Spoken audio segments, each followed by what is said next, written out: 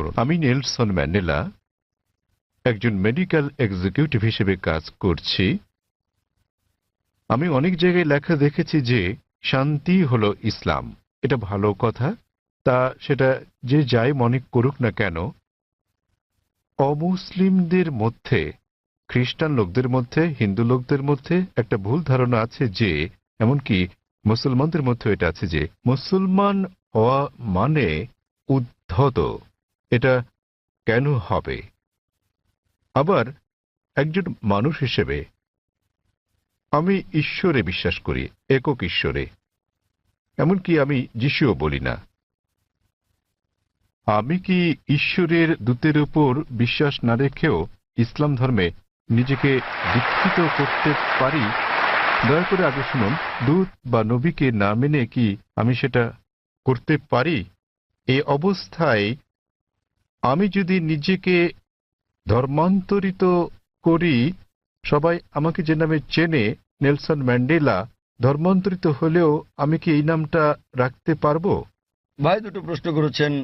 ওনার প্রথম প্রশ্নটা হচ্ছে যে কেন অমুসলিমরা ধরে নেয় যে মুসলিমরা, আপনারা জানেন যে তারা ইসলামের অনুসারী, ইসলাম মানে হলো শান্তি, কেন তারা ধরে নেয় যে মুসলিমরা উদ্ধত? ভাই আমি আপনার সঙ্গে একমত যে অধিকাংশ অমুসলিমই মনে করে যে মুসলিমরা উদ্ধত, সহিংস ইত্যাদি। ভাই এর কারণটা হলো মিডিয়া। মিডিয়া মিডিয়া সেভাবেই মুসলিমদেরকে তুলে ধরে।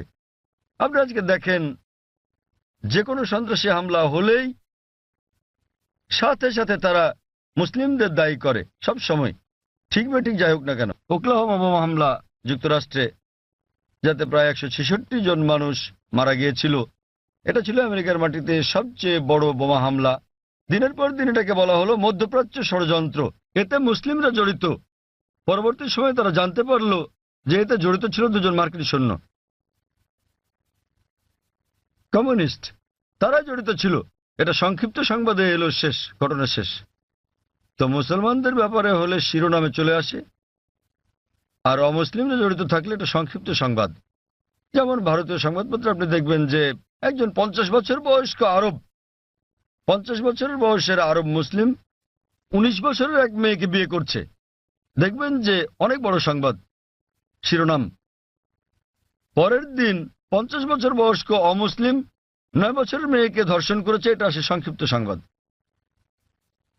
তো মিডিয়া প্রথম পাতায় তুলে ধরে একজন 50 বছরের মুসলমান 19 বছরের মেয়েকে বিয়ে করছে, আর 50 বছর বয়স্ক অমুসলিম 9 বছরের মেয়েকে ধর্ষণ করছে, ছোট করে আসে। তো এই হচ্ছে আমাদের মিডিয়া। তাই আমি লেকচার দিয়েছি মিডিয়া এবং ইসলাম, যুদ্ধ না শান্তি বিষয়ে।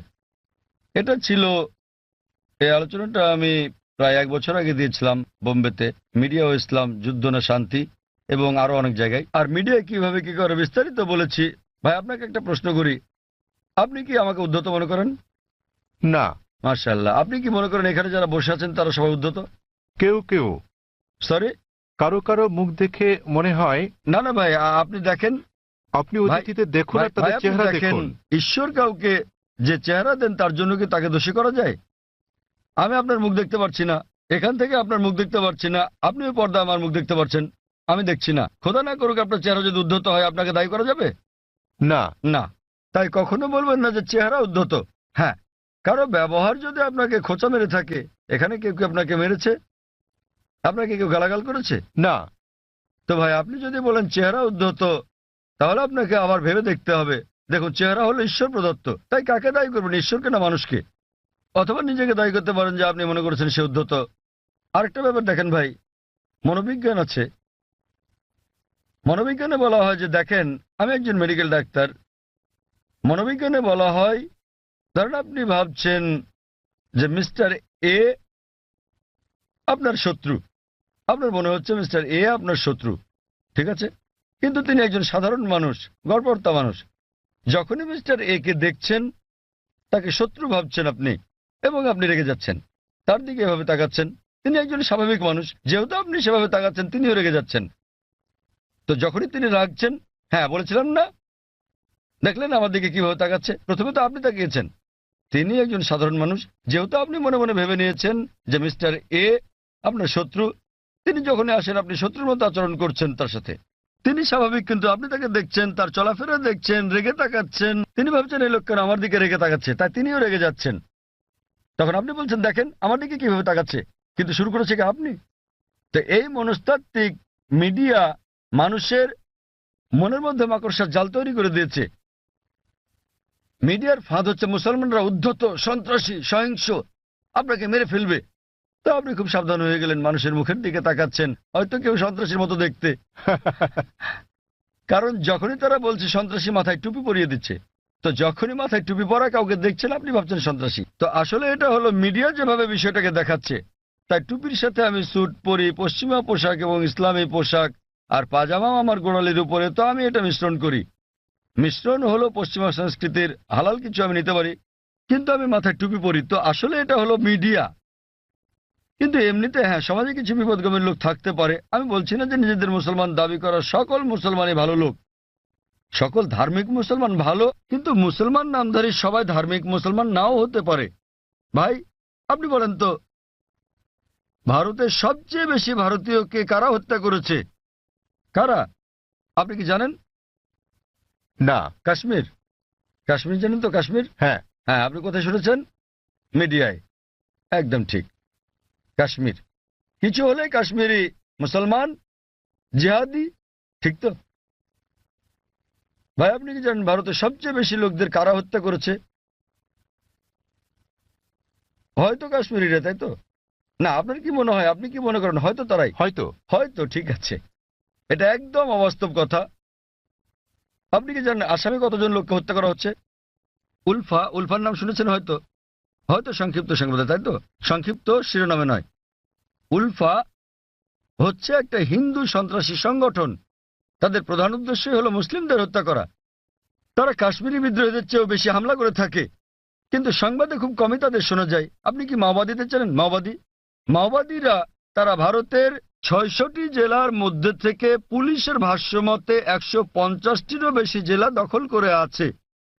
তাদের কাছে ভারতীয় সেনাবাহিনীর চেয়ে আধুনিক অস্ত্র আর গোলাবারুদ বেশি আছে।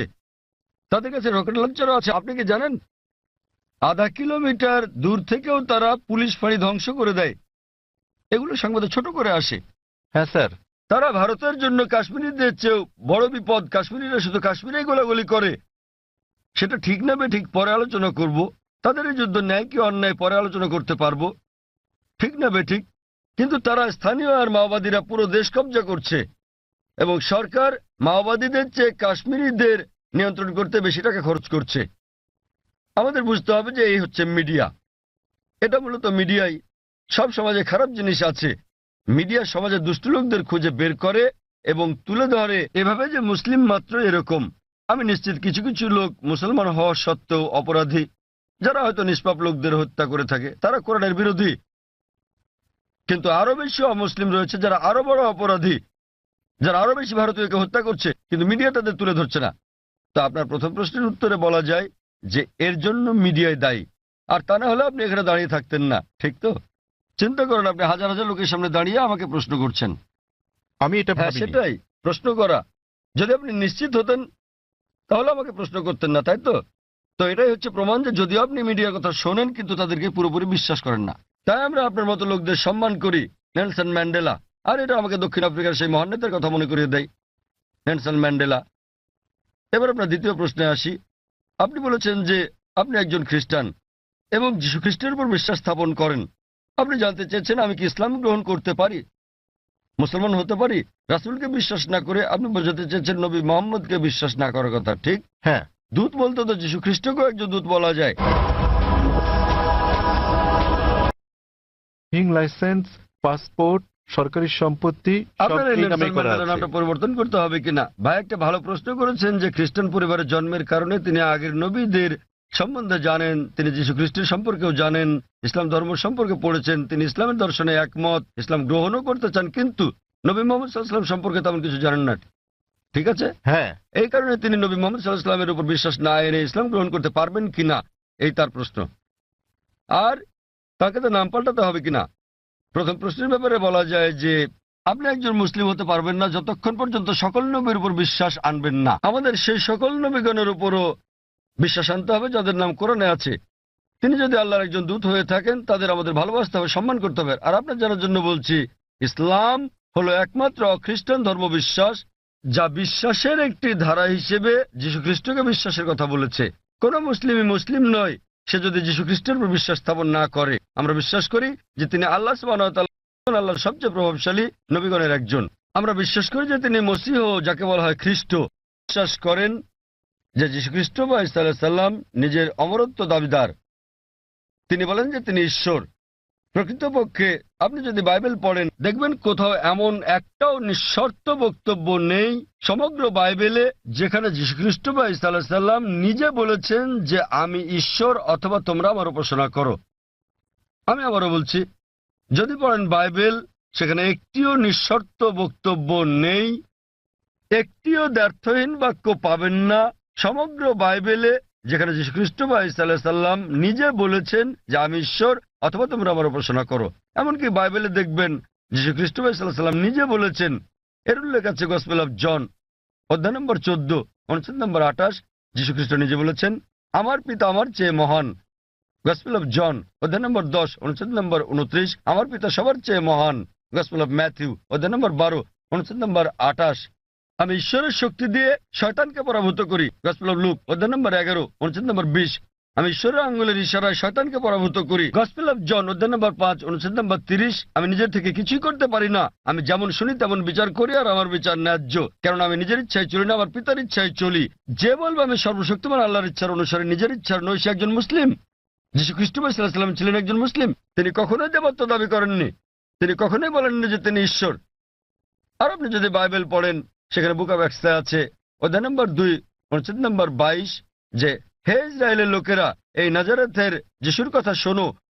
তোমাদের মধ্যে হতে ঈশ্বর কর্তৃক মনোনীত ব্যক্তি যিনি অলৌকিক অবিশ্বাস্য কাজ করেন ঈশ্বরের মাধ্যমে, আর তোমরা তার সাক্ষী। ঈশ্বর কর্তৃক মনোনীত এক ব্যক্তি তোমাদের মধ্যে আছেন যিনি অলৌকিক অবিশ্বাস্য কাজ করেন ঈশ্বরের মাধ্যমে, আর তোমরা তার সাক্ষী। আর যখন যীশু খ্রিস্ট সাল্লাল্লাহু জিজ্ঞেস করা হলো আপনার প্রথম নির্দেশ কি, তিনি অক্ষরে অক্ষরে সেই কথাটাই বললেন যা মুসা আলাইহিস সালাম বলেছিলেন বুক অব ডিউটেরোনমি অধ্যায় 6 অনুচ্ছেদ 4-এ। যীশু খ্রিস্ট সাল্লাম সে কথাটাই বলেন গসপেল অফ মার্ক অধ্যায় 12 অনুচ্ছেদ 29। তিনি বলেন שמע ইসরাঈল হাইনু আদনাই খাদ। শোনো হে ইসরায়েলবাসী, ঈশ্বর আমাদের ঈশ্বর হলেন একজন ঈশ্বর। তো আপনি যদি মুসলমান হন, মুসলমান হতে গেলে আপনাকে সকল নবীর উপর বিশ্বাস আনতে হবে। সে আদম থেকে শুরু করে নূহ, ইব্রাহিম, ইসহাক, মুসা, যিশু এবং নবী মুহাম্মদ সাল্লাল্লাহু আলাইহি ওয়াসাল্লামের উপর। তো এখন নবী মুহাম্মদ সাল্লাল্লাহু আলাইহি ওয়াসাল্লামের ব্যাপারে আপনার প্রশ্নে আসি। আপনি হয়তো তার সম্পর্কে বিস্তারিত জানেন না, আপনি হয়তো তার জীবনী সম্বন্ধে জানেন না, কিন্তু আপনাকে তার উপর বিশ্বাস আনতে হবে। আর আপনি যদি খাঁটি খ্রিস্টানও হয়ে থাকেন, যীশু খ্রিস্ট বা ঈসা আলাইহিস সালাম ভবিষ্যৎবাণী করেন নবী মুহাম্মদ সাল্লাল্লাহু আলাইহি ওয়াসাল্লামের ব্যাপারে। নবী মুহাম্মদ সাল্লাল্লাহু আলাইহি ওয়াসাল্লামের ব্যাপারে ভবিষ্যৎবাণী করা হয়েছে ওল্ড টেস্টামেন্টে, এমনকি নিউ টেস্টামেন্টেও ভবিষ্যৎবাণী করা হয়েছে বুক অব ডিউটেরোনমিতে অধ্যায় 18 অনুচ্ছেদ 18, বুক অব ডিউটেরোনমি অধ্যায় 18 অনুচ্ছেদ 19, বুক অব আইজায়া অধ্যায় 29 অনুচ্ছেদ 12, সং অব সলোমন অধ্যায় 5 অনুচ্ছেদ 16। এমনকি নিউ টেস্টামেন্টেও তার কথা বলা হয়েছে। যীশু খ্রিস্ট সাল্লাম বলেছেন নবী মুহাম্মদ সাল্লাল্লাহু আলাইহি সাল্লামের আগমনের ব্যাপারে গসপেল অফ জন অধ্যায় 14 অনুচ্ছেদ 16, গসপেল অফ জন অধ্যায় 15 অনুচ্ছেদ 26, গসপেল অফ জন অধ্যায় 16 অনুচ্ছেদ 7 এবং গসপেল অফ জন অধ্যায় 16 অনুচ্ছেদ 12 থেকে 14। আপনার বোঝার জন্য আমি শুধু শেষের অনুচ্ছেদটা বলবো। সবার শেষে যেটা বললাম, যীশু খ্রিস্ট সাল্লাম বলেন গসপেল অফ জন অধ্যায় নম্বর 16 অনুচ্ছেদ 12 থেকে 14 যে তোমাদেরকে আমার অনেক কিছুই বলার আছে, কিন্তু তোমরা এখন তা গ্রহণ করতে পারবে না। যখন সত্যের আত্মা আসবেন তিনি তোমাদের সত্যের পথে পরিচালিত করবেন। তিনি নিজ থেকে কিছু বলবেন না, তিনি যা শুনবেন তাই বলবেন, তিনি আমাকে মহিমান্বিত করবেন। তো এখানে যীশু খ্রিস্ট সাল্লাম বলছেন নবী মুহাম্মদ সাল্লাল্লাহু আলাইহি সাল্লামের ব্যাপারে। তিনি বলছেন তোমাদেরকে আমার অনেক কিছুই বলার আছে, অর্থাৎ যীশু খ্রিস্ট মানুষদের অনেক কথা বলতে চেয়েছিলেন, কিন্তু তিনি বলেন তোমরা এখন তা বুঝতে পারবে না। যখন সত্যের প্রতিরূপ আসবেন তিনি তোমাদের সত্যের পথে চালিত করবেন। এখন অনেকে বলতে পারেন এই প্রতিরূপ হচ্ছে পবিত্র আত্মা।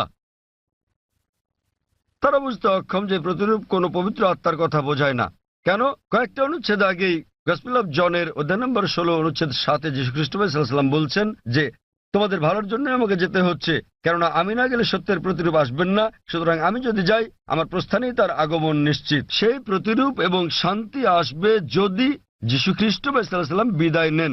যীশুখ্রিস্ট এই পৃথিবীতে আসার অনেক আগে থেকে এই প্রতিরূপ এখানে ছিলেন। তিনি এখানে ছিলেন যখন যীশুখ্রিস্ট জন্মগ্রহণ করেন, তিনি তখনও ছিলেন যখন তাকে দীক্ষা দেওয়া হয়। তো এই প্রতিরূপ এবং শান্তির দূত কোনো পবিত্র আত্মাকে বোঝায় না, এটা সর্বশেষ এবং চূড়ান্ত নবী মুহাম্মদ সাল্লাল্লাহু আলাইহি সাল্লামের কথা বোঝায়। কারণ ভবিষ্যৎবাণী বলছে তিনি যাই শুনবেন তিনি বহন করবেন। আর আমরা জানি যে নবী মুহাম্মদ সাল্লাল্লাহু আলাইহি সাল্লাম সর্বশক্তিমান আল্লাহর কাছ থেকে দৈববাণী পেয়েছিলেন এবং তিনি তা প্রচার করেছিলেন। আর নবী মুহাম্মদ সাল্লাল্লাহু আলাইহি সাল্লাম এই পৃথিবীতে একমাত্র ধর্মদূত যিনি যীশুখ্রিস্টকে মহিমান্বিত করেছেন। আর কোনো ধর্ম বিশ্বাস নেই যা যীশুখ্রিস্টকে বিশ্বাস করার ব্যাপারে কথা বলে অনুচ্ছেদ তৈরি করে। এই মহিমান্বিত কোরআন নবী মুহাম্মদ সাল্লাল্লাহু আলাইহি সাল্লামের বাণীর কারণে, আর তিনি যে দৈববাণী ধারণ করেছেন সে কারণে 150 কোটিরও বেশি মানুষ আজ যীশুখ্রিস্টকে ঈশ্বরের দূত হিসেবে বিশ্বাস করে থাকে।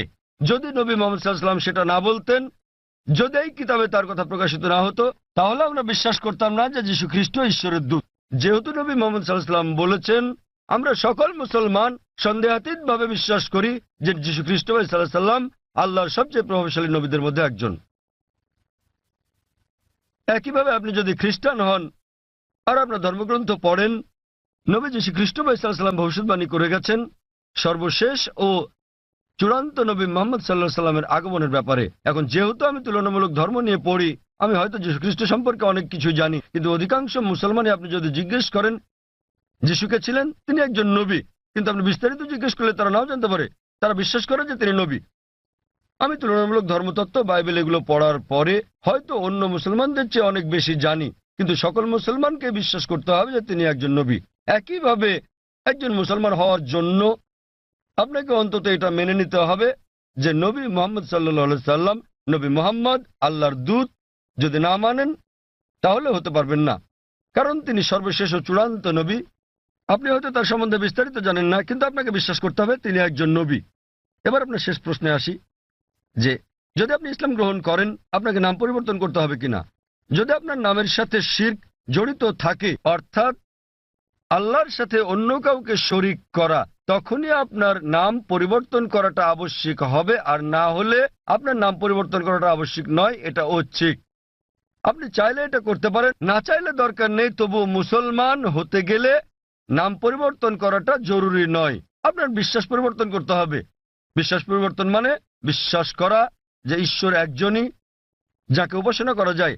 আর নবী মুহাম্মদ আল্লাহর দূত এবং অন্যান্য সকল নবী আদম আলাইহিস সালাম থেকে শুরু করে নূহ, ইব্রাহিম, মুসা, যিশু এবং সকল নবীদের সাথে নবী মুহাম্মদ সাল্লাল্লাহু আলাইহি সাল্লামের উপরও বিশ্বাস আনা। কেউ যদি বলে যে আমি মুসলমান হতে চাই কিন্তু আমি যীশু খ্রিস্টকে ঈশ্বরের দূত বলে মানি না, একজন মুসলমানের বিশ্বাস করতেই হবে। সে যদি না জেনে থাকে, যে মুহূর্তে আমি তাকে কোরআন দেখাবো কোরআন বলছে, সে বিশ্বাস করা শুরু করবে। সে বিশ্বাস করবে যে যীশু খ্রিস্ট আল্লাহর একজন দূত। একইভাবে একজন মুসলমানের জন্য সকল নবীদের উপর বিশ্বাস আনা উচিত। নবী মুহাম্মদ সাল্লাল্লাহু আলাইহি সাল্লাম ছাড়াও আদম থেকে মুহাম্মদ সাল্লাল্লাহু আলাইহি সাল্লাম পর্যন্ত যারা যারা এসেছিলেন, কিন্তু নাম পরিবর্তন করাটা আবশ্যিক নয়। আপনি বলছেন আপনার ড্রাইভিং লাইসেন্সে নেলসন ম্যান্ডেলা নাম আছে, আপনার পাসপোর্ট আপনাকে পাল্টাতে হবে না, ড্রাইভিং লাইসেন্স বদলাতে হবে না। লোকে আপনাকে নেলসন বলে ডাকতে পারে, কোনো সমস্যা নেই। কিন্তু তারপরেও আপনার মনে যে ঈশ্বর মাত্র একজনই, যাকে উপাসনা করা যায়, তিনি ছাড়া আর কাউকে নয়, এবং নবী মুহাম্মদ ঈশ্বরের একজন দূত। বাকি সকল নবী সহ আদম থেকে শুরু করে যিশু, মুহাম্মদ সাল্লাল্লাহু আলাইহি সাল্লাম। তো আপনি কি বিশ্বাস করেন যে মুহাম্মদ ঈশ্বরের একজন দূত, ভাই নেলসন? হ্যাঁ স্যার। আমি যদি বলি যে আপনার নাম নেলসনই রাখতে পারেন, বিশ্বাস করবেন যে মুহাম্মদ ঈশ্বরের একজন দূত? হ্যাঁ স্যার। আপনি হয়তো তার সম্পর্কে বেশি কিছু জানেন না। আপনি হয়তো জানেন না যে তিনি কোথায় জন্মগ্রহণ করেন। যদি জানেন তো ভালো, কিন্তু এটা বাধ্যতামূলক নয়। তখন বিশ্বাস করবেন যে নবী মুহাম্মদ সাল্লাল্লাহু আলাইহি সাল্লাম ঈশ্বরের দূত? হ্যাঁ স্যার। আপনি বিশ্বাস করেন? হ্যাঁ। আপনি হয়তো বিস্তারিত জানেন না, তাও বিশ্বাস করেন? হ্যাঁ। আপনি বিশ্বাস করেন যে ঈশ্বর একজন? হ্যাঁ। আপনি কি মানেন যে যীশু খ্রিস্ট ঈশ্বর নন? যিশু ঈশ্বর নন, যিশু ঈশ্বরের একজন দূত। খুব ভালো, মাশাআল্লাহ। তো আপনি কি শাহাদাত পড়তে চান? হ্যাঁ আচ্ছা, অবশ্যই। আমি আরবিতে বলবো, আপনি সাথে সাথে বলবেন। আপনি কি মানেন যে ঈশ্বর একজন? হ্যাঁ। আপনি কি মানেন যে নবী মুহাম্মদ সাল্লাল্লাহু আলাইহি ওয়াসাল্লাম ঈশ্বরের একজন দূত? আপনি কি মানেন যে যীশু খ্রিস্ট ঈশ্বরের একজন দূত? হ্যাঁ। কেউ কি আপনাকে জোর করছে গ্রহণ করতে ইসলাম? না।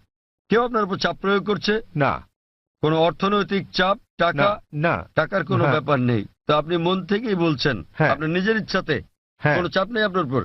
বেশ, না। আমি আরবিতে বলবো, আপনি সাথে সাথে বলবেন। আশহাদু আশহাদু আল্লাহ আল্লাহ ইলাহা ইলাহা ইল্লাল্লাহ ইল্লাল্লাহ ওয়া আশহাদু ওয়া আশহাদু আন্না আন্না মুহাম্মাদান মুহাম্মাদান আবদুহু আবদুহু ওয়া রাসূলুহু। ওয়া রাসূলুহু। মাশাআল্লাহ। আমি সাক্ষ্য দিচ্ছি